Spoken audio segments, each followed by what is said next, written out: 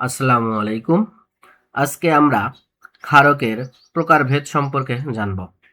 যারা আমাদের এই চ্যানেলে নতুন, তারা আমাদের এই চ্যানেলটিকে সাবস্ক্রাইব করুন এবং লাইক শেয়ার করুন এবং আমাদের সাথেই থাকুন এরকম আরও অনেক শিক্ষামূলক ভিডিও পেতে। চলুন শুরু করা যাক। ক্ষারকের প্রকারভেদ।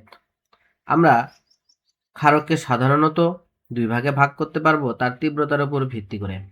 এক নম্বর হচ্ছে তীব্র ক্ষারক। যেসব ক্ষারক জলীয় দ্রবণে পুরোপুরি আয়নিত হয়ে প্রচুর হাইড্রক্সিল আয়ন তৈরি করে তাদেরকে আমরা তীব্র ক্ষারক বলতে পারি। উদাহরণ হিসেবে আমরা দেখতে পাই সোডিয়াম হাইড্রক্সাইড এবং পটাশিয়াম হাইড্রক্সাইড। মৃদু ক্ষারক। যেসব ক্ষারক জলীয় দ্রবণে আংশিক আয়নিত হয় এবং কম পরিমাণে হাইড্রক্সিল আয়ন তৈরি করে তাদেরকে আমরা মৃদু ক্ষারক বলবো। উদাহরণ হিসেবে আমরা বলতে পারি অ্যামোনিয়াম হাইড্রক্সাইড ও ক্যালসিয়াম হাইড্রক্সাইড। লঘু ক্ষার।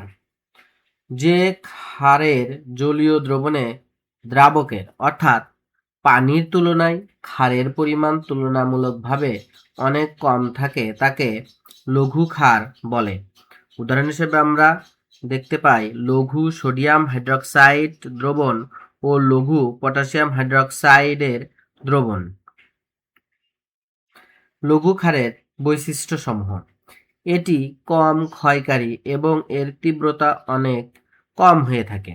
ল্যাবরেটরিতে সাধারণত পরীক্ষা নিরীক্ষার কাজে এই লঘু ক্ষার ব্যবহার করা হয়।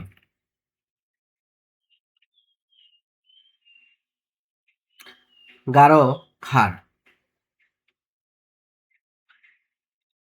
যে ক্ষারের জলীয় দ্রবণে পানির তুলনায় ক্ষারের পরিমাণ বা ঘনমাত্রা অনেক বেশি থাকে তাকে গাঢ় ক্ষার বলে। যেমন গাঢ় সোডিয়াম হাইড্রক্সাইড। গাঢ় ক্ষারের বৈশিষ্ট্য হচ্ছে এটি অত্যন্ত তীব্র ও ক্ষয়কারী প্রকৃতির হয়ে থাকে। ত্বকে লাগলে মারাত্মক ক্ষতের সৃষ্টি হয় এবং এটি কাপড়ে পড়লে কাপড় নষ্ট হয়ে যায়। শিল্প কারখানায় যেমন সাবান বা কাগজ তৈরিতে এটি কাঁচামাল হিসেবে ব্যবহার করা হয়ে থাকে। ধন্যবাদ।